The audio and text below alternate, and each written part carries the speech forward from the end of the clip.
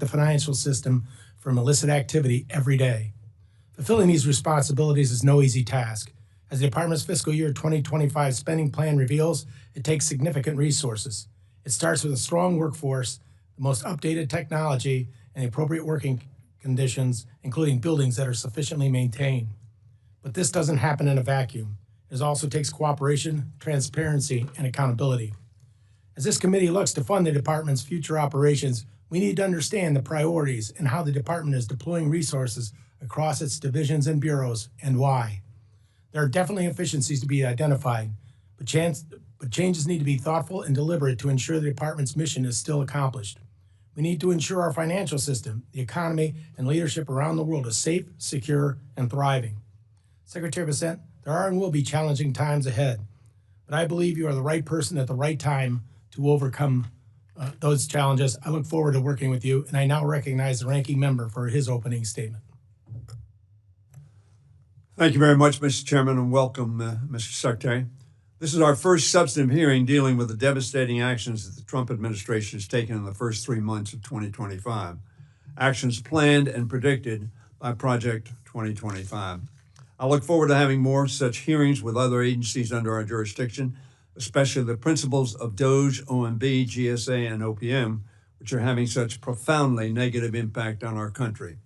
What we've seen in the first 100 days of this administration is unprecedented, and so the polls tell us, disturbing to the American people.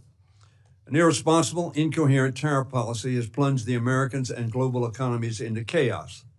These past 3 months, the American economy shrank for the first time since the final days of the pandemic.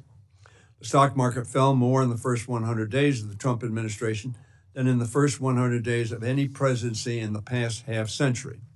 Consumer confidence is at its lowest since May of 2020, the height of COVID-19. That uncertainty has also rattled the bond market, with investors dangerously starting to doubt the full faith and credit of the United States.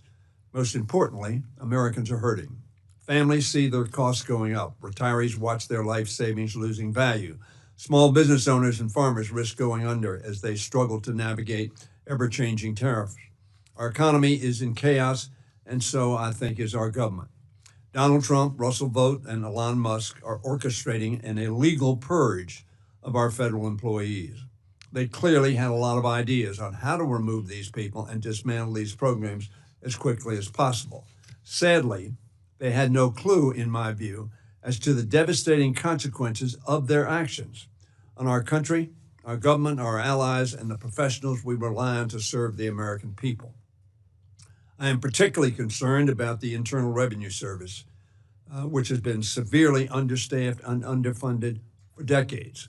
So far, the Trump administration has forced the IRS to cut as many as 11,443 employees, or over 11% of its staff. That includes 6,700 workers who were fired at the height of this most recent tax session. Now the administration is planning to reduce the IRS workforce, I understand, by another 40,000 jobs, or 40%. That includes up to half of the IRS enforcement staff. Additionally, Trump's 2026 budget cuts funding for the IRS by 20%.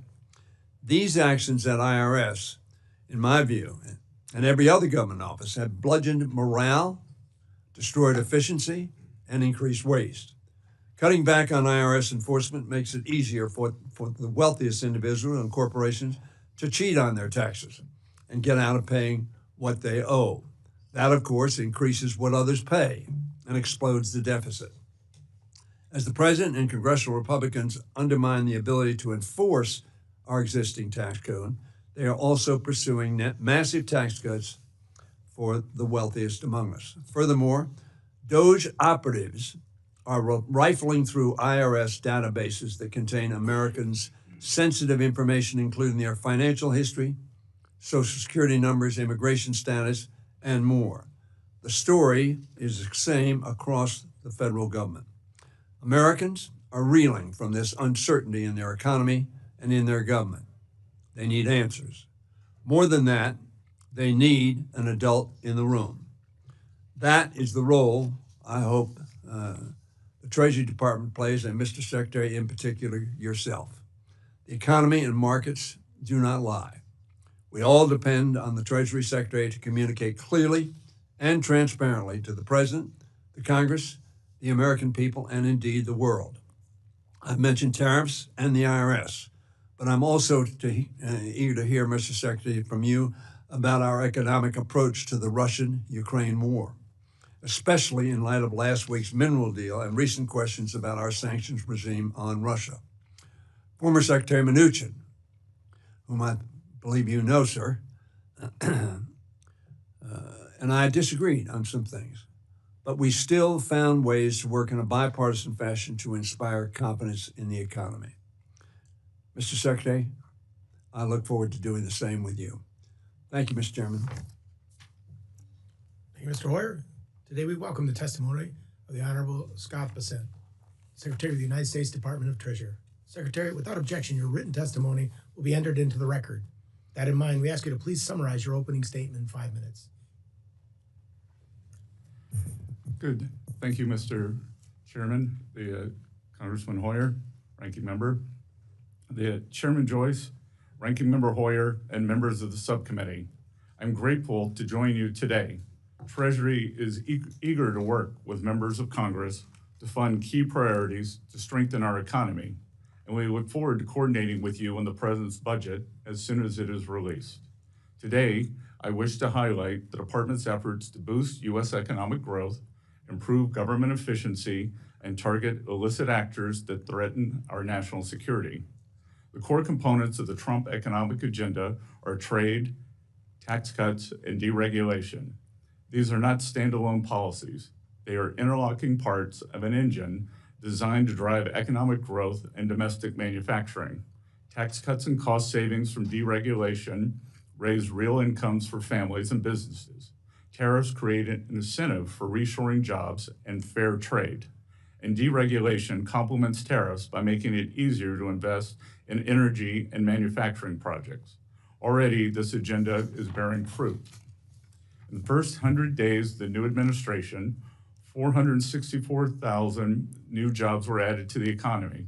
In April alone, over 177,000 American jobs were added, more than 40,000 more than economists predicted. All the while, unemployment remains low while real hourly wages continue to grow. As important as spurring job growth is wrangling inflation. And in this endeavor, the administration continues to make tangible progress. The CPI for energy goods declined in March, as did the price index for core goods. And the CPI for all items declined for the first time since the COVID pandemic. While the cost of goods is decreasing, so are energy prices. Complementary to our efforts to grow American prosperity, we are focused on improving efficiency across all levels of government, but especially the IRS. We just concluded a successful tax filing season, but the IRS still needs significant reforms to deliver efficient and cost-friendly results for the American people. In this endeavor, we have successfully cut $2 billion from the IRS IT budget without any operational disruptions. We achieved these cost savings by eliminating, renegotiating, and de-scoping wasteful IT and professional services contracts and addressing long-standing inefficiencies, such as auto-renewed licenses unused for years. This intervention alone will save taxpayers hundreds of millions of dollars each year. We are also taking steps at the IRS to reduce administrative costs with a particular focus on paper processing, which has been a long-standing bipartisan goal. Last year, the IRS spent approximately $450 million on paper processing, with nearly 6,500 full-time staff dedicated to the task. Through policy changes and automation, Treasury aims to reduce this expense to under $20 million by the end of President Trump's second term. In addition to making government more efficient, Treasury is committed to working alongside the White House to make America safe again. To that end, we have launched a maximum pressure campaign against violent cartels and terrorist networks. We have assessed tens of millions of dollars in civil penalties against organizations facilitating money laundering along the southern border, and by leveraging sanctions, we are choking off the financial lifelines of terrorists, criminals, and hackers from Mexico and Guatemala to China and Iran. In the first 100 days of the new administration, we have set the table for a robust economy that allows Main Street to grow. With Congress and the White House working hand in hand, we expect to see even more positive results over the next few months. Key to expanding economic opportunity for all Americans is making the Trump tax cuts permanent. We look forward to working closely with the members of this committee to pass this bill into law. Together, we can build a stronger, safer, and more prosperous America. Thank you. Thank you, Mr. Secretary. I now recognize myself for the first questions. Secretary, let's fast forward a year. Where do you see the U.S. with respect to tariffs and the overarching strategy? Do you anticipate all trade deals being bilateral, or could there be multi-country trade pacts of which groups of countries agree to a tariff schedule? Mr. Chairman, this will be path dependent on our trade partners. As I've said before, there are 18 very important trading relationships. We are currently negotiating with 17 of those trading partners.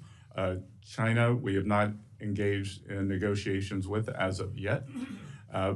So I expect that we can see a substantial reduction in the tariffs that we are being charged, as well as non-tariff barriers, currency manipulation, and the subsidies of both labor and capital investment. So that is proceeding very well. Many of our trading partners have approached us with very good offers, and we are in the process of renegotiating those. With the economy, I would say that this is a three-legged stool: trade, tax, and deregulation. Trade was first. The House, according to Speaker Johnson, expects to move their portion of the bill over to the Senate on or about the Memorial Day, so we're looking forward to that. And then deregulation necessarily takes longer to affect the economy, but I would expect in the third and fourth quarters, we would see substantial benefits from deregulation that by this time last year could be at full force. We've seen a few numbers discussed in terms of how many countries with whom you have started tariff negotiations. What is the actual number and what is the status of those negotiations? How many deals do you anticipate by the end of the year, in the first quarter of 2026 or the second quarter? And what are the biggest challenges you see to negotiating tariffs and getting trade deals done? Again, sir, approximately 97 or 98% of our trade deficit is with 15 countries. 18% of the countries are our major trading partners. And I would be surprised that if we don't have more than 80 or 90% of those wrapped up by the end of the year. And that may be much sooner. That I would think that perhaps as early as this week, we will be announcing trade deals with some of our largest trading partners. They have come to us with very good offers. And what I will tell you is that in negotiating with some of them, they may not like the tariff wall that President Trump has put up, but they have them. So if tariffs are so bad, why do they like them? And then more insidious, we can see that from a practical matter and from academic research, are the non-tariff barriers. If you were to look prior to the escalation, I believe Chinese tariffs were only 5%. So clearly there's something else going on if they're accumulating these gigantic surpluses. The president released his skinny budget for the year, fiscal year 2026 on Friday. Budget calls for approximately $2.5 billion cut to the IRS. As you know, Congress has been pulling back money from the IRS over the last several years, somewhere in the range of about $41.7 billion. Some may ask, what's left to cut from the IRS? What would you talk about your vision for the IRS and why streamlining operations will benefit taxpayers and not hurt them? Well, Mr. Chairman, the IRS is 30 years behind on an IT modernization project where perhaps up to $50 billion of taxpayer money has been wasted. we are right-sizing that. So the substantial decrease in the IRS budget is largely in IT. We have had a large number of employees take the option for early retirement or for retirement. And again, let's look at the numbers. We are just taking the IRS back to where it was before the IRA bill substantially bloated the personnel and the infrastructure. Thank you. And now recognize Ranking Member Hoyer for any questions he may have. Mr. Chairman, let me ask you a broader question, Mr. Secretary, at the outset. The President has been talking about recession and the acceptance of a recession in the short term. Do you believe we're in a recession now?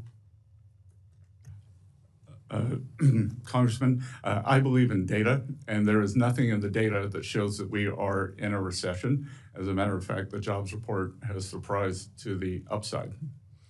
The job report, of course, less than the average for the Biden administration last in 2024. But the GDP went down this first quarter of the Trump administration. If we have a negative growth in the second quarter, which is, I suppose, the traditional definition of a recession, would you agree that we are in that recession of which the President speaks? Yeah, Congressman, these economic numbers are noisy and subject to substantial revision. So I, having looked at a detailed analysis, would believe that the first quarter GDP would be revised upward. And I would also, with regards to your remark about where we were last year, we were spending 6.7%. We had a 6.7% fiscal deficit, the largest we've ever had during peacetime or non-recessionary times. So the easy thing would be to keep spending, to keep the economy running on an unsustainable path of government spending. Let me remark, because you mentioned this, I think in our meeting, we had a spending problem, not a revenue problem. I want to talk about the revenue problem. Let me suggest to you, my view is it's neither a revenue nor a spending problem, it's a pay-for problem. If we would pay for what we buy, whether it's defense or non-defense, we wouldn't increase the deficit. So I think looking at, I'm a big proponent of paying as you go. Unfortunately, we haven't pursued that on either side of the aisle, maybe for different objectives. Let me go to IRS. You probably know these figures, and these are somewhat old at this point in time. But what they reflect, as you will see, is a substantial decrease in the resources of the IRS, particularly in enforcement. As the blue representing an increase in filings, the orange representing the nominal, and the dotted line, the net actual value of the funding for IRS, particularly enforcement. The budget proposes substantial cuts. Have you or anybody done a analysis of the ramifications of those cuts, both in the short term and in the long term, in terms of your ability to collect revenue? Let me paraphrase, not paraphrase, but give a, in your discussions, you said you were not going to sabotage, that we had in my office, sabotage collections. Are you confident, in light of the fact that any IT, and I agree with you, we've wasted a lot of money on IT, that any IT will be accomplished within the next 36 to 48 months, and therefore justify a reduction in personnel? Congressman, let me work backwards there. So I am confident that we will make substantial progress in the IT and right-size the payment system, the collections system. As I've repeatedly said, my priorities are collections, privacy, and customer service. And again, the substantial increase in the enforcement group, there is nothing that shows historically that by bringing in unseasoned the collections agents that results in more collections or high-end collections. It would be like sending in a junior high school student to try to do a college level class. That becoming a high-end IRS collections agent is something that one grows into. So I believe through smarter IT, through this AI boom, that we can use that to enhance collections. And I would expect that collections would continue to be very robust as they were this year. Chair now recognizes the gentleman from Arkansas, Mr. Womack, for any questions he has. Thank you, Mr. Chairman. And thank you, Mr. Secretary, for your service and for being here today in front of my colleagues. I'm going to ask a question that I'm sure you've never been asked before, but I'll give it a try here. When is X date? Congressman, we are, as I said earlier, we still take in a large amount of the paper returns. So every Friday, I get a summary, and if you can believe it, as you know, tax day was April 15th. We are still tallying that. So that we will share with Congress when we believe we are approximating that date. So that will be forthcoming. But I will tell you, just as an outfielder running for a fly ball, we are on the warning track. And when you're on the warning track, it means the wall's not far away. So it's not today, may not be next week, but it is fast approaching. And of course, the United States government will never default.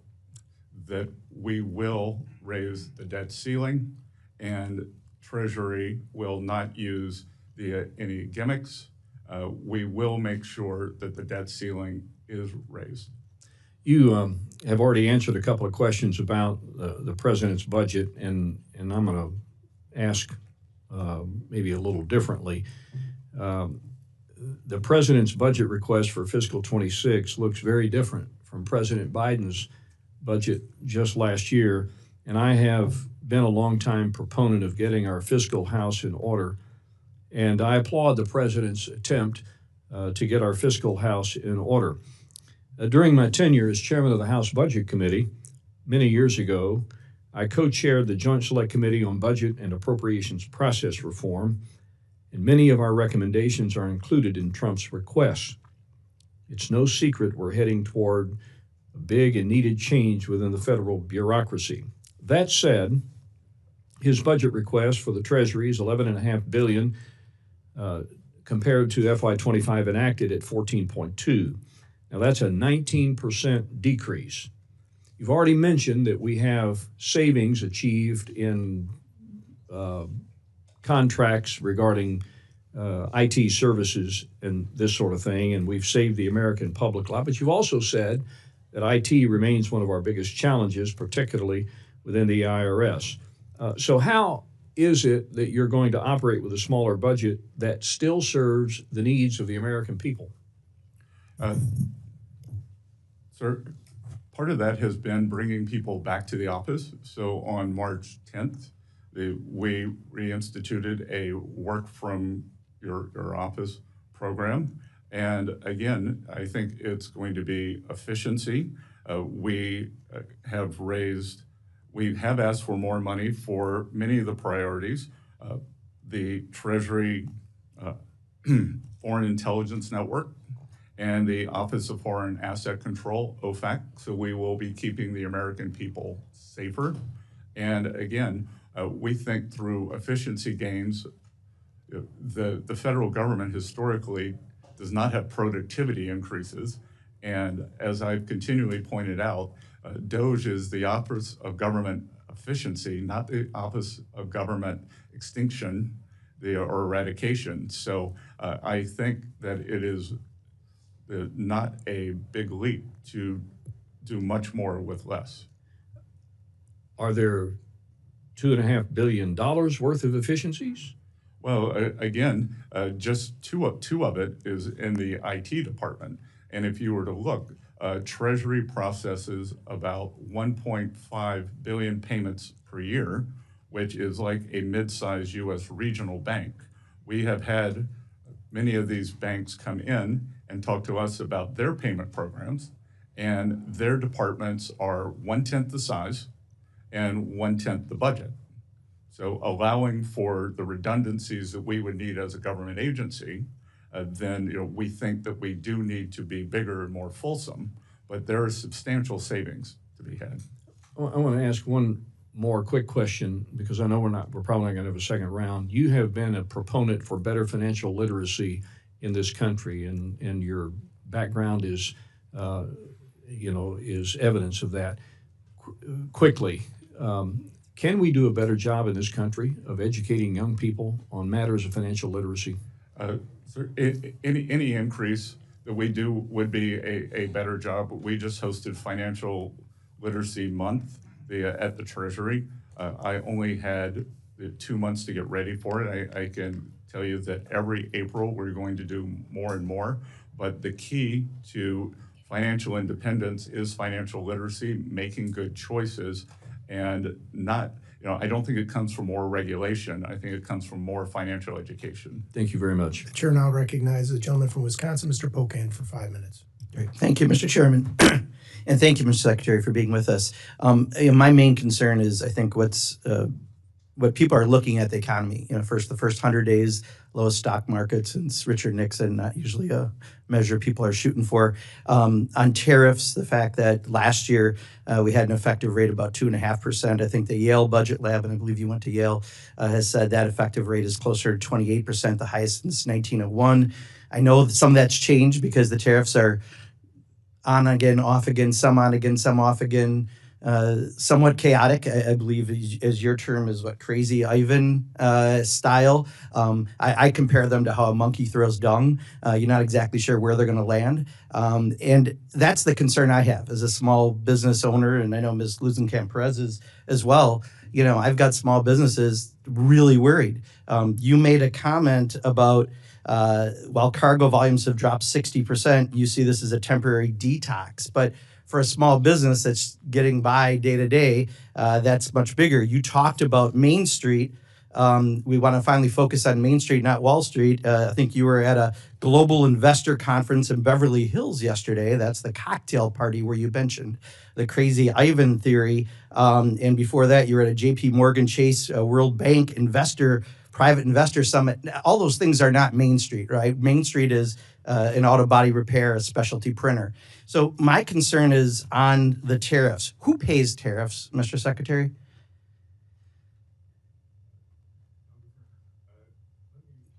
No. Answer the questions I asked, please. I only have 5 minutes. Who pays tariffs? Sorry? Well, who pays tariffs? Sorry, Mr. Secretary, please. Excuse me. The question is very simply, who pays tariffs, Mr. Chairman? I'd like him to answer that question. Well, He wants to answer other questions. Well, Congressman, if the exporters, they dislike tariffs so much, why wouldn't they? If I think what you're trying to get me to say. Did you remember the question? I'm not sure you did. Who pays tariffs? It's a very complicated question. Reclaiming my time. People pay tariffs, right? Reclaiming my time, Mr. Secretary. Reclaiming my time, Mr. Secretary. Reclaiming my time. You clearly aren't going to answer. I'm not going to waste my time having you go, Mr. Secretary, Mr. Chairman, I asked reclaiming my time. Tariffs. Mr. Chairman. And I asked to reclaim my time. Did I not? No, I said reclaiming my time because he's clearly not answering it. So Yeah. So as a small business owner, and unfortunately, I'd like that time back since you failed to recognize me for 30 seconds. So I just recently, from one of my suppliers, got the tariff surcharge on things. And in addition to the tariff surcharge, guess what else got raised? American-made walnut plaques.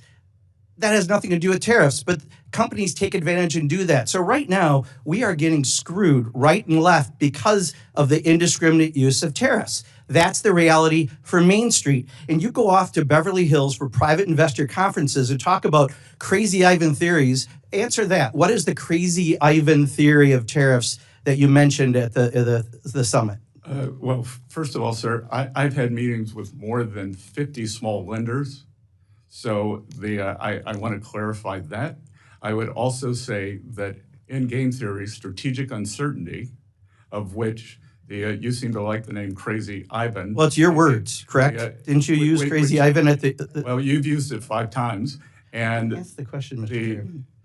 I am saying the strategic uncertainty is part of negotiations. Should we say, okay, here's what we'll accept. Please take this. Okay, I've got your answer. Thank you. I'm going to reclaim my time again. So for a small business, we don't have that luxury, right? When the ports are empty in California and we can't get goods and people are stocking up for Christmas goods, Crazy Ivan is great for, please don't take this offense, really rich people like you. But for people like me, it's not, right? That's what makes small businesses fail. That's what makes people lose their jobs. That's what makes the stock market tank. So I'll ask one more time, who pays tariffs? Sir, the history would show that it is a complicated mix of who pays the tariffs over various times. So that's exactly the problem. If your answer, and you are a very educated person, you have a very impressive bio, cannot answer the question who pays tariffs because you won't answer that, and you say it's a complicated issue. It's not complicated. Consumers pay Trump's tariff tax. That's the reality. And I'll yield back, Mr. Chairman, but I do think next time if I ask to yield back, I would appreciate having my time yelled back. Chair now recognizes the gentle lady from Iowa, Ms. Hinson. Thank you, Mr. Chairman. Good morning, Mr. Secretary. Thank you so much for taking the time to come and answer our questions. I appreciate what the Trump administration is doing to try to level the playing field for American consumers and restore our economy to where it needs to be. So I really appreciate the work that you were doing to make that happen, Mr. Secretary. And I certainly, as an appropriator, recognize the importance of making sure that every tax dollar is spent appropriately, and I appreciate your opening comments as such. So with that, the GAO estimates the federal government loses between $233 and $521 billion annually to fraud. Those are alarming numbers, hard-earned tax dollars just wasted. President Trump has certainly acknowledged the absurdity of this level of waste, and he signed Executive Order 14249 to protect America's bank account against waste, fraud, and abuse. And I was proud to support this effort by introducing a piece of legislation to codify that, the Protecting American Taxpayers from Wasteful Spending Act. One of the provisions of this EO is directed at your department, the Department of Treasury, to establish pre-certification and pre-award procedures across the federal government to prevent fraud and improper payments. So can you define for the committee today what an improper payment is and some examples of what you're seeing and why these procedures were not already in place before, Mr. Secretary? Well, it's a bit mystifying why they weren't in place. And what we are seeing is that there was a very complacent upper level of management in many departments across the entire government. What I can say at Treasury, that of the 1.5 billion payments we send out every year, they're required to have something called a TAS, a Treasury account symbol. We discovered that more than one third of those payments did not have a TAS number. So as the Appropriations Committee, you should be shocked by that, because how can a payment be tracked back to an appropriation? Only through the TAS number. So there was no accountability. So that is why the 450 organizations that sit above Treasury, where Treasury acts as the paymaster, are unable to pass an audit. So we have the crack down on that. Every payment now requires a TAS number. Very simple. And I will tell you that the mid-level employees who I have had come into Treasury to talk to me about that feel liberated. That they tell me, I've been here 20 years. I've always wanted to do this. I've been here 14 years, and they feel as though they now have agency and are making a difference towards saving the American taxpayer money. So this is not only a complacency issue that you've fixed, but it's a morale issue for these employees who are helping to make the department much more efficient for taxpayers. They're very energized by their participation. Yeah. It's certainly unbelievable when you think about that this was not in place, and certainly it's we've got lots of examples from the previous administration of some of those catastrophic failures. Who would you say is benefiting from those improper payments, and how could a government agency really justify standing idly by while those errors were seeping into our system and making our government less efficient? Can't speak to who was benefiting, but I can just speak to the attitude that has been shaken up, that this is okay, this is not okay, and this is taxpayer money, and we are charged with protecting it. What other plans are in place to help implement that executive order? You've talked about the Treasury account symbol. Are there other things in that executive order that you are executing on today? The president, as you mentioned, has passed. We are trying to go more paperless with the checks, with the very important checks that the citizens across the U.S. receive, whether it's Social Security, veterans benefits, tax refunds. There is a substantial number of those are stolen. So the president has issued an executive order to try to make that more electronic. That will protect the integrity of those payments as well as cut down on costs. Have you been able to claw back any improper payments for the taxpayer, reclaim those dollars? Yes, we've clawed back tens of millions of dollars. Tens of millions. Well, look forward to continuing to work with you to improve those efficiencies and execute on that executive order. Appreciate the work you're doing at Treasury, Mr. Secretary. Thank you. Thank you. I yield back. Thank you, Ms. Hinson. Chair now recognizes the gentle lady from Washington, Mrs. Glusenkamp-Perez. Thank you, Chair. And thank you, Secretary Bessent, for being here. So I ran an auto repair shop before coming here, and I know that people who are turning wrenches, who are filing an earned income tax credit or tax return, they're about 4 times more likely to be audited. And I'm wondering if you could talk to me about what the plan is for ensuring that regardless of what income strata you're in, your probability of being audited is equitable. Well, Congresswoman, I think that was one of the problems with increasing the enforcement. There was nothing to say that there would have been more enforcement at any distributional level. So that what you were saying is that those receiving the earned income tax credit are more likely to be audited. That would have just meant more auditing. There was also a proposal to track small payments, $600 on Venmo and things like that, which has been pushed back also. But what is the forward program to ensure that there is an equitable? I have some quarrels with what you said, but what is the plan, the implementation plan to ensure moving forward we are getting towards a more equitable enforcement rate? Look, we are reviewing the processes for who is audited at the IRS. There's been a great deal of politicization of that. So we are trying to stop that. And we are also going to look at the distribution of who is audited and why they are audited. Look forward to hearing more about how that is being implemented and how we can help you with that. So I think you and I agree that the current trading system has failed working people who are turning wrenches, driving trucks, changing diapers. Could you expand on how the proposed tariffs would ensure that there is upward pressure on wages? Well, I think that there are many parts to that, but the key to upward pressure on wages is more job opportunities. And what we have seen since what the so-called China shock after China entered the WTO was a large decrease in manufacturing jobs. And studies have shown that workers in manufacturing jobs have more potential for large-scale wage increases than service workers do. So moving more workers from service work to manufacturing, they should do that. And the administration is also trying to bring down the cost for working families. I agree, right? If you are trying to earn a living as a barber, you have to move to a city to earn a high wage. But if you're in a rural community where there's a factory job, you can own land, you can own your home. And I think one of your points about financial literacy is ensuring that we do have economic self-determination. You can buy the pair of boots that will last 5 years and not be in this pace.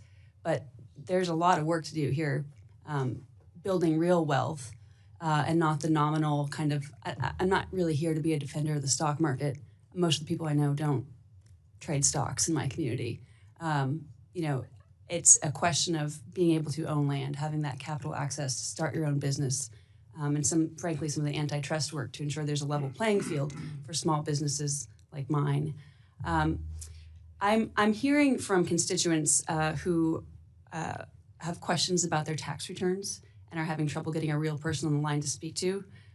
What can we do? What is your plan for decreasing wait times, for having somebody be able to actually talk to a human being when they call the IRS? Well, again, this goes back to my three priorities: collection, privacy, and customer service. So we are moving money into customer service at the IRS. And it's almost imaginable that the phone banks had the same number of operators 24/7, 365 days a year. So if one of your constituents called on Christmas Eve, they'd probably get through because there were so many idle phones. If they called on April 14th, there was no surge to help them. So, as President Trump has repeatedly said, this is a common sense administration. So we're going to have common sense for the IRS. Playoff season is for the first, from January 15th to April 15th, game days April 15th, and we're going to make sure that it's better staffed then. Thank you. I yield back. Thank you very much. Chair now recognizes the gentleman from Texas, Mr. Cloud, for his 5 minutes of questions. Thank you, Chairman, and thank you, Mr. Secretary, for being here. I think it was Albert Einstein who said that you can't solve problems with the same kind of thinking you used when you created them. And that's one of the things I certainly appreciate about you and the Trump administration and what you're bringing to the table. For a long time, we've seen the managed decline of America, and while many who run for positions that we hold will campaign on the need to do something, what we've seen is too often, and even because some of the politicking we've seen today, for the sake of politics, we've not been able to do the big, hard things that we need to change course and get us out of the $36 trillion debt pathway and growing pathway that we're on, leading to that wall that you talked about. The American people have watched this all play out, realizing that their nation's been in decline and seeing what they thought was kind of the promise that if we put the experts in charge, they would run the government, we would have a regulatory pattern that worked, the wealth gap would close, America would be strong, and that has not happened. What did the experts get wrong that you're correcting? Well, sir, under President Trump's first administration, the wealth gap did close. That the bottom 50% of households by net worth saw their net worth increase substantially more than the top 10%. And we are aiming to do that again. That under President Trump's first term, hourly workers' wage gains were higher than supervisory workers. And look, what people got wrong was the shock. And there was this terrible policy of, it was essentially compensate the losers. And I do not think that the American workers are losers. They were simply cast aside as the necessary collateral damage in this unfettered free trade. And the free trade is not always fair trade, and we can see that from the large surpluses that these countries are accumulating on the other side. So we are aiming for fair trade to bring back high-paying precision manufacturing jobs to the U.S., and we are doing that. We're using tariffs, but we were also using the substantial deregulation, energy dominance. So we want to continue to make the U.S. an even more attractive location for manufacturing. It's interesting you talk about manufacturing. I think it was in 2008, the intelligence community put out a report. I talk about it a lot because they said the greatest transition of wealth, power, and influence is happening right now. And this was some years ago. They said we expect it to continue, and it was going from the Western countries to the Eastern countries.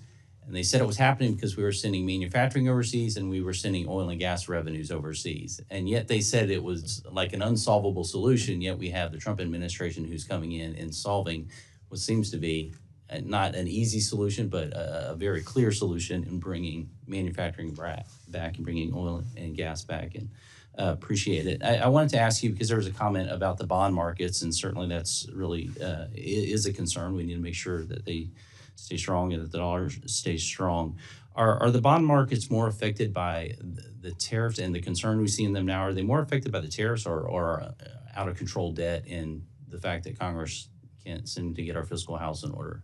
Well, I will tell you that the large stock of government debt is why I'm sitting here now, as opposed to back in the private sector. I became so alarmed by what was going on under the previous administration, this deficit that we had, highest ever, that when we weren't at war or weren't in a recession, and it's unsustainable. And I thought it was deeply cynical.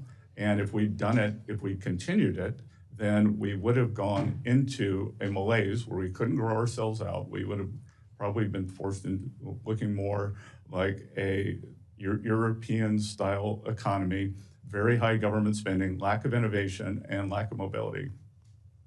And that would matter for us here at home, but certainly even for the world, because we've kind of been the innovation engine of the world. Yes, sir. But what we've created in the U.S. is this barbell economy, and the Trump administration is attempting to remedy that. On one side, we have financial services and the tech sector, which are forward-looking and the envy of the world. On the other side, we are a natural resources economy led by energy, which the previous administration, they stopped permitting for LNG facilities. But the arc in between is what we were missing, are these manufacturing jobs, and that's what we are trying to bring back. Thank you, Mr. Secretary. Thank you. The chair now recognizes the gentleman from Maryland, Mr. Ivey, for 5 minutes of question.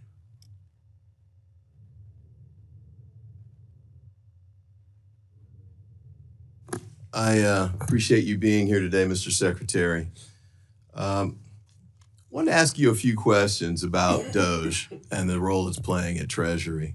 You came into office, I guess you were sworn in on the 27th, was it? You were confirmed by the Senate on the 27th? Is that about right? 28th. 28th? Okay. And then you started working at Treasury immediately after that? All right, and DOGE began working there as well with respect to the payment systems?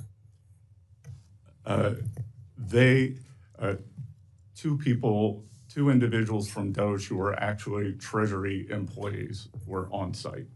Okay. And I believe you were approached by the highest ranking career official at Treasury, David Lebrick. Am I pronouncing his name correctly? I believe it's Lebrick. Lebrick, okay. What was the nature of that conversation? I assume this was about the DOGE issue, but tell me briefly what that conversation was about. Well, that conversation was about a discussion of the payment system. And when I go back to what I didn't know, I think I walked in the office around 3 p.m. and I think he and I were having a conversation at 4:30, and I got to ask for the short version. Oh, no. Okay. But I will tell you that when we were talking about the tasks, that it was people like this individual who were hitting send on the payments.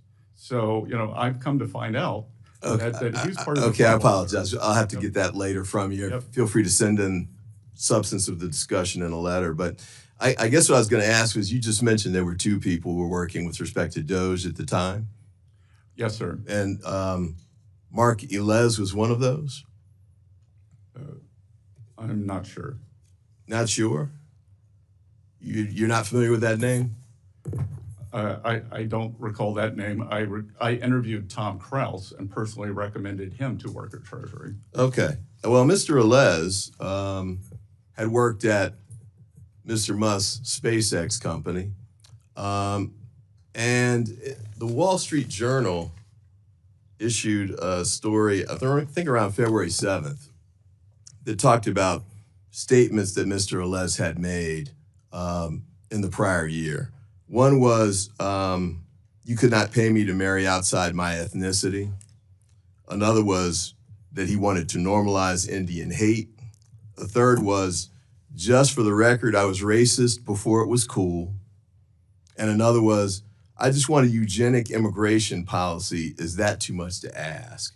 This man resigned shortly after that article was published, but you don't recall him being there? Congressman, I did not recall that individual's name, but that individual was terminated. He was terminated, okay. Well, I appreciate that. Although it appears that he then later turned up that he was rehired, I guess, and that he's continuing. Not by Treasury, sir. Okay, but he was continuing to do work for DOGE, but in this instance, HHS and 3 other departments. You have no idea. I didn't follow his career. Okay.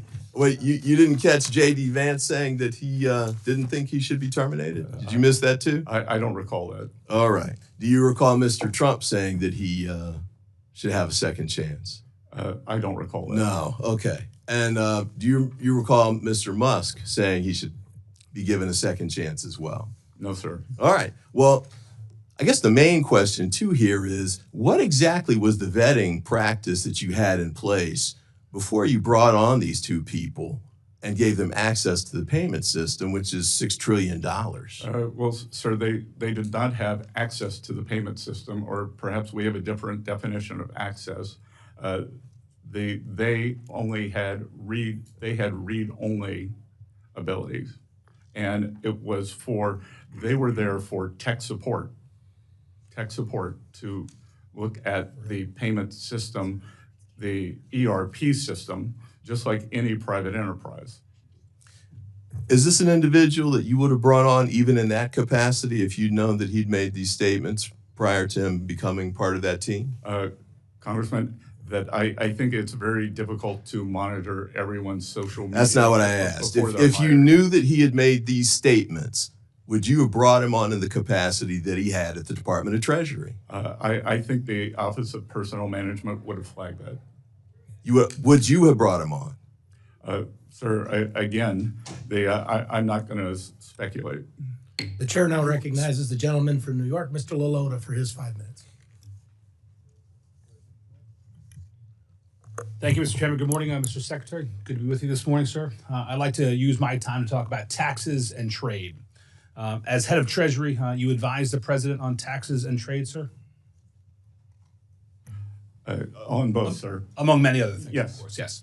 And Mr. Secretary, in your estimation, how did President Trump's 2017 signature tax bill affect American job creation, employment, and wage growth?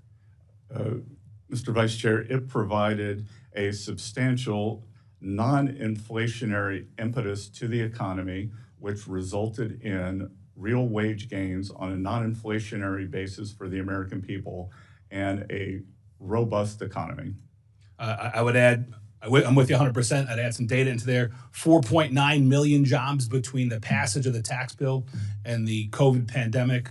Employment rates dropped from the 4s to the 3s, and we had a lot of wage growth, especially within the middle class. And that sets me up for my next question. Congress now is considering extending those tax cuts, which expire at the end of this calendar year. Would that be a good idea, Mr. Secretary? Congressman, what Congress is considering is making them permanent, which is a better idea. We're considering a lot on that tax bill. We're also considering SALT, which I think is an awesome idea as well. But nevertheless, on the greater bill, public polling suggests that you're right, and that 8 of 10 Americans agree that extending those tax cuts are a good idea, recognizing that they help grow wages, they help lower employment, and help personal wealth. But I want to use the remainder of my time to talk about trade policy, Mr. Secretary. Is it true that America's trade deficit is about $1.2 trillion? Approximately, yes, sir. And with China, Mr. Secretary, about $300 billion? Yes, and I believe it may have increased slightly. Yeah. And Mr. Secretary, what impact is China's exploitation of child labor and near slave-like labor? What impact does that have on the trade deficit? Well, sir, that it creates an unlevel, aside from the values problem that Americans they do not believe in this behavior, that it creates an unfair trading advantage. And we can see that from the size of the deficit, but more importantly, from the size of the large surpluses that are accumulating. And Mr. Secretary, what impact does China's notorious theft of America's intellectual property have on our $300 billion trade deficit? Well, I think that is a problem for not just the U.S., but for every other country. And to the extent that they are able to leapfrog, whether it's with technology, whether it's with products, then that creates a huge advantage that has given them, it's back to one of the cornerstones of the problem of trade, that if you don't have to spend money on R&D, then you can spend it on manufacturing, cheap manufacturing. And Mr. Secretary, are tariffs a tool to reduce America's trade deficit, specifically with China? Yes, sir. And are they also a tool to protect American jobs, Mr. Secretary? 100%. And Mr. Secretary, you could probably tell by how far I sit in the dais, I'm somewhat new to Congress, but yet hypocrisy still offends me. And there's a lot of double talk and hypocrisy in this town. I'm going to read you a couple of quotes, Mr. Secretary. I'd like you to tell me if you think President Trump or somebody from the administration has said it, or if you think Senator Schumer has said it on tariffs. Quote, tariffs are a necessary step towards addressing the unfair imbalance of China's trade relationship with the United States. Did Schumer say it or did Trump say it? I would imagine the president. Schumer said it, sir. Schumer was just a year ago, in February 2024, talking about tariffs being the answer to combat some of those issues in China, specifically ripping off our intellectual property and exploiting slave labor and child labor. Well, Congressman, I would also note that the many government officials, including presidents, were also in favor of a border wall until President Trump was. Good point. That leads me to my second question. Who said it, Schumer or Trump, that tariffs are vital to protect American workers, American manufacturers, American innovation, and our national security? Who said it, Trump or Schumer? I would imagine it was the ranking member. It was the Senate Minority Leader, Chuck Schumer, said it. And like what you said, it was cool until Trump got in office, and now he's opposed to it. My time is about to expire, Mr. Secretary, but I want to commend you for fighting for American middle-class workers. I do think that extending the tax bill with a couple of tweaks like SALT is important. I do think that fighting for our middle-class workers are important. And I implore you to stay on the right path, sir. Good. Thank you, Congressman. Thank you for getting that SALT plug in, Mr. Lalotta, twice. The chair now recognizes the gentleman from Georgia, Mr. Bishop. Thank you very much, Mr. Chairman. Thank you for being here, Secretary Bessent. I wanted to ask you some questions about the reports that the administration is cutting IRS workforce roughly in half with a goal of 50,000, including many of the frontline enforcement positions.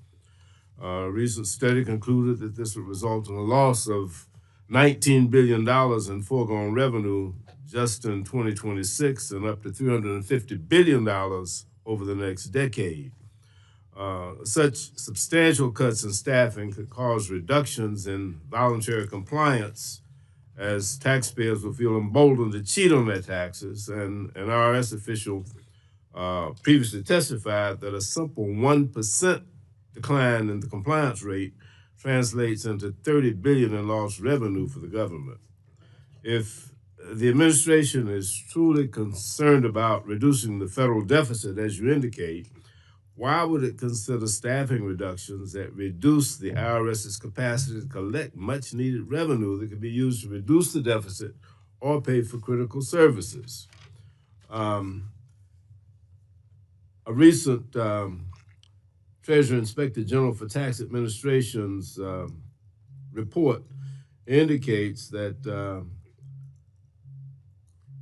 the IRS compliance workforce would be drastically hit 31%, with revenue officers 18%. They are paying the maximum taxpayer compliance responsibilities that are needed for revenue for the government. It appears that 31% of the reduction in force, and I think since January, the federal workforce has been reduced, and IRS started out with 103,000, and now it's down to 91,600, which is an 11% reduction in the workforce. That's 31% loss in revenue agents, 18% loss in revenue officers, 10% loss in contact representatives, and 10% loss in tax examiners. It seems to be really, really foolish to pursue that. Can you tell me why that makes sense? Briefly. Sir, so I think there are two things here. There's the actual decrease that you just cited, which is about 11%. And then if you could tell me where you're getting this number that there's going to be a 40 or 50. The IG's report. Sorry? The IG's report. There's going to be a 40 or 50% decrease because, sir, I will tell you. That was the goal. Before I took this job, I didn't particularly like the term fake news. Now that I have it, I think it's probably not strong enough. Okay, because on March 22nd, let me change the subject. Let me move to another subject, Mr. Secretary. Thank you. Mm-hmm. If you want to elaborate, you can. You can send us. I'll be happy to have my office. Let me say that since this administration has come to the White House, the price of groceries has increased by 0.5% in only 2 months. According to a recent report by the Groundwork Collective, the price of meat, poultry, fish, and eggs has grown the fastest, up 2.9% since January of 2025. Eggs at a record high of $6.23 a dozen, up from 26% in January 25 alone. What is the administration doing to bring down the cost of food? What is the administration doing to ensure that the impact of the tariffs don't disproportionately fall on our nation's farmers? I've got a list of headlines from farmers all across the country that are complaining about the impact of the tariffs on their capacity to sell their products. Can you tell me what the administration is doing to bring down the cost of food? Well, a couple of things, Congressman. First of all, you may or may not know I am a farmer. Secondly, that we inherited a momentum.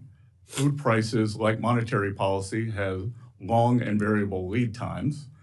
The price of eggs was up substantially during the Biden administration. It has been brought down 52% in the past few months. And it just went up the last 2 months. I just told you. No, sir. I think that's not 100%. Since January.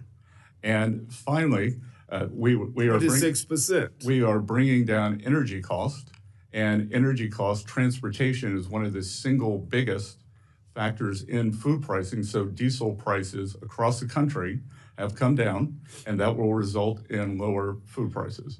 Chair now recognizes the gentleman from North Carolina, Mr. Edwards, for any questions he may have. Thank you, Mr. Chair. Mr. Secretary, thanks for being with us this afternoon. Earlier this year, I co-sponsored a bill, the Anti-CBDC Surveillance State Act, that would prevent the Federal Reserve from issuing central bank digital currency. Many of the folks that I represent are concerned about the security of such a currency and the privacy of their information were such a currency to be used. Can you give me your perspective and maybe the administration's perspective on the place for digital currency? Sir, we believe that digital assets belong in the private sector. And my personal view is that having a central bank digital currency is a sign of weakness, not strength, because really the reason if there is a reserve, say a reserve manager or a foreign central bank holds US dollars, then there is a wide variety of US assets they can invest in. You would create a central bank digital currency just for ease of use because there are no good choices for underlying assets. And so you're saying you would not be in favor of the Federal Reserve issuing such a currency? No, sir. Thank you. Can you tell us real quick, at what point do you believe that our debt levels would no longer be sustainable?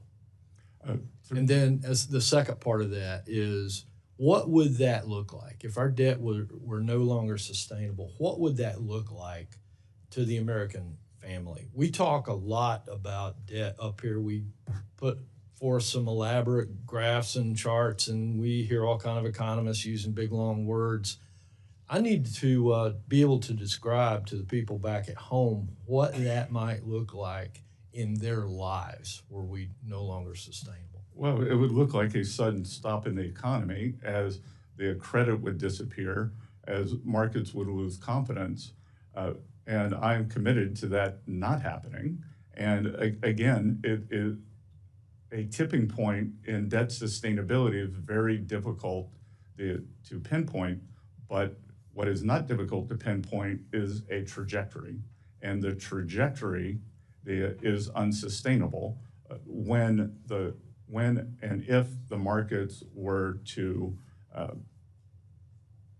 rebel against is very difficult to know. I think, just as I talked about the warning track for the X date, I think it's very important not to go on the warning track, and we've got to get to the other side of this and start reducing the debt. And the debt numbers are indeed scary, but the Secretary Yellen and I both agree that it is the debt to GDP that is the important number. So we are trying to both control the absolute level of debt, pay it down, but also grow the GDP. And so I applaud your approach towards the debt. Give us an idea of where is that tipping point? How close do you think that we might be to that? Again, sir, I think what the market, having been in markets for 35 or 40 years, what the market is more concerned about is a trajectory. Are you on a trajectory that is unsustainable, or are you, as we said during COVID, bending the curve? So the goal here is to both bend the curve, but to grow the denominator and use growth and spending constraint to solve this problem. And thank you for that. And as part of the president's cabinet and seeing more inside what's taking place than any of the rest of us, what role would you say that DOGE is playing right now in prolonging that tipping point and reversing our fiscal trend? Well, I think DOGE or any other measure to constrain the spending is admirable, important, and necessary. And if we don't do that, as I've said, ranking member, they have mentioned it, we do not have a revenue problem, we have a spending problem, and we have to bring this spending under control. Thank you. I've got just a few seconds. Can you tell us what keeps you up at night regarding cyber threats to our Treasury system? Well, it's cyber threats across the entire financial system, sir. And that's why at Treasury, we are leading the effort for more resilience within the entire financial system, whether it's across the banking system, the payment system, and the Treasury system. As you would have seen, Treasury was hacked last year. We've just discovered an OCC hack that discovered last year. So these hacks are real and dangerous. Thank you, Mr. Chair. I'll yield. Thank you. The chair now recognizes the ranking member of the full committee, Mrs. DeLauro, for any questions that she may have for 5 minutes. Thank you very much, Mr. Chairman. My apologies for being late, and apologies to you, Mr. Secretary, but lots of hearings happening here. So I just a couple of points, and I want to ask my question. It's just a follow-up on this IRS piece. I think it's very interesting that, well, first of all, I totally disagree with you, Mr. Secretary. We have a revenue problem, and that's where the IRS comes in.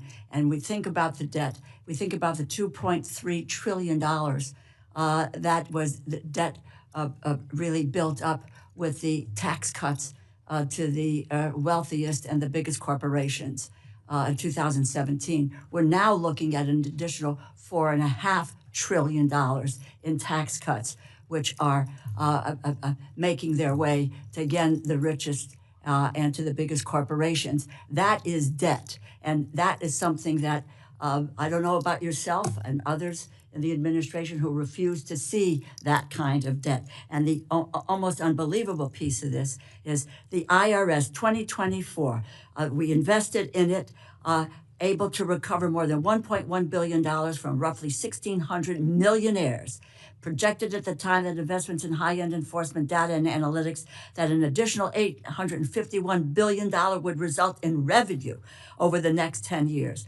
The Inspector General has said IRS lost 30% of auditors under Elon Musk's illegal purge.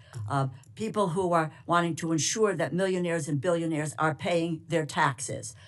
And the issue is that we're going to pay for those taxes by taking it out of the hide of Medicaid and of children, of low-wage workers, and of seniors. The issue that I want to try to get to, I'm going to make another point, is your comments on your recent comments that seem to call into question the vitality of the textile industry in the United States and national security. I applaud the administration for the steps they've taken on de minimis and closing down that loophole. I think it was very, very important to do this. We need to go further. It needs to be applied to all countries, not just to China. But unbelievable commentary on the U.S. textile industry provides good jobs across this country, particularly in rural areas. The supply chain directly employed 471,000 workers, produced roughly $64 billion in product in 2024. Let me get to my question with only 2 minutes to go here. This is the dealing with is standing up for a mechanism in the U.S. to screen our investments in China, to ensure capital, technology, and know-how are not fueling the capabilities of the Chinese Communist Party. I've had a bipartisan bill to do that for years, helped negotiate the bipartisan bill that nearly passed last year, and I strongly support executive action to address the issue. In fact, we got appropriated funding for Treasury to implement the executive order on outbound investment. Mr. Secretary, I understand that the administration is currently reviewing the executive order. There's a clear bipartisan consensus on the need for an outbound mechanism of that screening regime. Let me ask you, do you support the implementation of such a regime? Thank you, Congresswoman. This is a very important issue. The Outbound Security Program is an important new tool in our effort to restrict the PRC from exploiting U.S. investment. The program just began a few months ago, and we are learning and we anticipate gaining important visibility into U.S. persons' investments involving PRC entities. We appreciate the interest from Congress, and while legislation is important and helpful, I would like some time for our process to inform any legislation. We would like any legislation to be both flexible and durable. Well, you know, in your confirmation hearing in January, you noted, and this is a quote, "We should have a very rigorous screening process for U.S. investments in key sectors that could go to China." And in March, you said, "We will make sure that our outbound investment doesn't get used against us. We are going to continue investigating this and where necessary to block it." I heard your answer, and quite frankly, it sounds a little bit wishy-washy. I want to be clear about this. You have expressed support for outbound investment for months now. Has that changed in any way? What's the status of the administration's review of that order? What about the timeline on this, because it's an important issue? And can you commit that your department will enforce this executive order to its fullest extent? I have not changed my position. As I said, we are looking at what is working, what isn't, and how the best enforcement mechanisms. And when a bill comes forward, Again, we want it to be fulsome and durable and a 2025 bill for all the nuance that goes with this. Well, Thank you. I'm out of time, but please understand, we have bipartisan support. It made it into the continuing resolution, but for the influence of Mr. Musk, and it is critically important for our competitive edge. And I don't believe there's any reason for the administration to roll back. My hope is that we will move forward and keep the pressure on in order to be able to preserve our competitive advantage and not cede to the Chinese economy. We're in complete agreement. Thank you. Thank you, Mr. Chairman. I would not want to interfere with that bipartisan moment. Okay. And it's bipartisan legislation, as you know. I appreciate Great that. piece of legislation. And the chair will now recognize the gentleman from Nevada, Mark Amade, for 5 minutes of question. Thank you, Mr. Chairman. Hi, Mr. Secretary. First of all, I want to thank you for your availability during this time since you've been confirmed and stuff like that. I know nothing's been going on that affects the Treasury Department in any way, and I appreciate having access to you via phone over an issue that wasn't important. So, thank you very much. I want to just ask you a couple of questions, kind of relative to our conversation, and that is, I know that the president has said quit producing the penny. A lot of reasons, arguably you lose 2.5+ cents for every penny you produce in signerage, and you don't have to get up too early to do the math on that sort of thing. But I think in the timing of doing that, if we're going to eliminate the penny, which has to happen here, I would like to know who it is, who's kind of the tip of the spear on your staff at Treasury. I already have the Mint information, but at Treasury, as far as those issues go, and I'll tell you why I want to know is, I think there are some issues regarding what it costs to produce a penny. I don't know if it's going to get you. I don't think it'll get you down to a cent, so it won't be that argument. But quite frankly, stacked up behind it is what it costs to produce a nickel and what it costs to produce a dime. I don't know about the quarter, but anyhow, to make sure that we are at least giving your department and the Bureau of the Mint the most tools necessary to, if you will, untie their hands when they're looking for who they buy their blanks from and stuff like that, that goes directly into what it costs to produce one. So my first question is, who's kind of in charge of that, since I know you've got other things to do, but ultimately, so that we can start that dialogue with where do we go from here, and if we're going to get rid of, and I know there's been legislation introduced in the Senate to get rid of the penny altogether except for collectors. So who's the point man or woman on your staff? Congressman, it would be my recently confirmed deputy, Mike Faulkner. Okay. And I would also say, with the nickel and the dime, the nickel costs more than a nickel to produce, but we are looking at material changes in the materials that would reduce the cost to or below a nickel, and then I believe the dime is profitable. And I guess that brings me to there is legislation you might want to warn your recently confirmed deputy. H.R. 1278, bipartisan, gives you guys the chance, without coming to us every time, to basically make changes in the metal of that sort of stuff so that you can keep ahead of those sorts of things. So if you would, unless it's sitting here, whatever, it's like, hey, we're going to be calling you up. The idea is to solve the problem, if it's solvable, and move on from there so you guys can do other things with your time. Yes, sir. We've been reviewing that. Good. Glad to hear that. So have you taken a look at the Senate bill that says no more pennies? And I guess other countries have rounded up to the nearest 5 cents. And my research says, well, it wasn't the end of the world. So well, sir, we are also encouraging rounding down. Okay, that's good.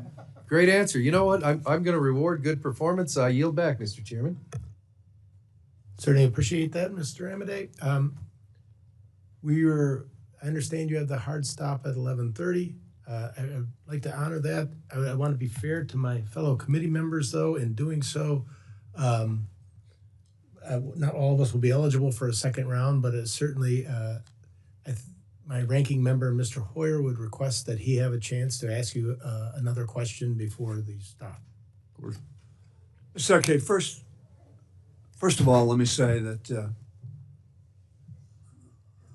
I believe the Congress is being taken for granted in the policies being pursued.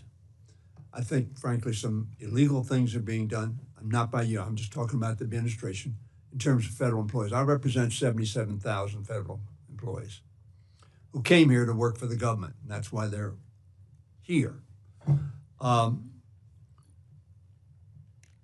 I've worked very well with Republicans throughout my career, which is now in its 45th year. I want to do that some more because I think that's the best interest of the country.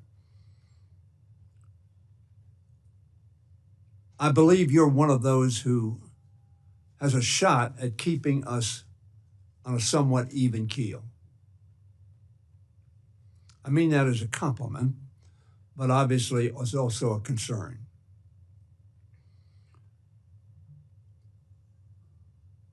When you say, and I want to reiterate this, that we have a spending problem, and I retort to you, no, what we have is a paying for problem. If I make $1 million, I can spend $999,000 less taxes. But if I make $500,000, I spend $1 million. That is a paying problem because I don't pay for it and I accumulate debt. That's how debt goes. Now, I was here in the Reagan administration some period of time ago. We were told that the tax cuts that were passed in 1981 were going to pay for themselves. They did not. It perhaps will surprise you, maybe you know this figure. The largest increase in the national debt was under Ronald Reagan, the only president who had a triple-digit, 189% increase in the national debt during the course of his term. It might also surprise you that Clinton is the only one who was 30% or lower since Ronald Reagan. Clinton is the only one who balanced the budget. Now, one of the reasons we did so is because we had bipartisan objectives. The Republicans wanted to cut taxes, which is their mantra, and we wanted to invest, as we call it, as opposed to spending, in children's education and people's health care, in safety, et cetera, et cetera. If we continue this logic that we have a spending problem and discount taxes as spending, when we did the tax increase under in 2017, you may recall, the Republicans gave themselves a $1.5 trillion headroom. The reason it was limited to that is because the senator from Tennessee wouldn't go higher than that. So in other words, a $1.5 trillion unpaid for headroom to give a tax cut. That is spending because you're cutting prices while increasing costs. That's what causes deficits. Some of my Republican friends, I'm a strong supporter of national defense, but I do not delude myself that raising $150 billion in national defense expenses don't cost taxes. We don't have $150 billion to either cut taxes with or to spend money with. So we borrow. And when my friend talks about hypocrisy, we all know if you spend more than you get, you go into debt. And that's what we do as a country on both sides of the aisle.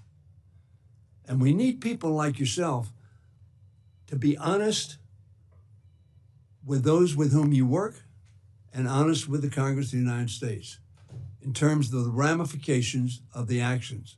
I know you are a strong supporter of permanent increase. You're not a strong supporter of paying for it. And you can cut all of non-defense discretionary spending, and you won't get there. And this game that Mr. Musk has played, he had no sense of the ramifications of the actions he's taken. He knew how to do it. He was prepared.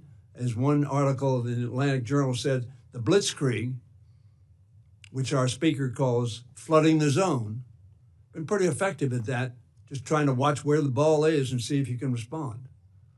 But Mr. Secretary, I have a lot of questions. I'm going to send them to you, ask them to you, and I would like to take some time with you on that. I have great respect for your background and your abilities. And I am really praying that you will bring a voice of reason and rationality to our deliberations. My time is over, and I appreciate the chairman's forbearance. But this is serious business. Very serious business. And I agree with you. A $37 trillion debt is not sustainable. And we all have to do it, but we have to do it together. That's the only way it will get done. Thank you, Mr. Chairman. Thank you. You have a response, Mr. Secretary? Congressman, thank you for that. And I would note that while President Reagan substantially increased the defense budget, the Clinton administration was able to capitalize on the peace dividend. But as you said, the defense budget dropped dramatically post the fall of the Iron Curtain, which contributed to the fiscal soundness. And through, as you said, through bipartisanship, working with Speaker Gingrich, they worked together. So I would hope that we could do that again. Which, by the way, cost Gingrich's job. The right wing of his party was incensed that he did that. And what it did was had a rational policy because both sides participated. So, the senator from Tennessee is actually my neighbor. So I see him quite often. And look, there are ramifications here. And you're not talking about any current senators from Tennessee. He's left. No, I know. Yeah, okay. Senator I want to make Corker. sure we had the right Tennessean. Senator Corker. Yes. Yes. Is my neighbor. Uh-huh. So, and I look forward to inviting a bipartisan solution. Thank you, sir. And with that, our time is concluded. I'd like to thank you, Secretary Bessent, for being here today. There may be some members, as Ranking Member Hoyer has indicated, who have questions. They're going to submit those questions for the record. And we ask any of the, please submit those questions to the subcommittee staff within the next 7 days. I would ask that you try to respond to them within the next 15 business days after receipt. Thank you. With that, the subcommittee stands adjourned. Thank you.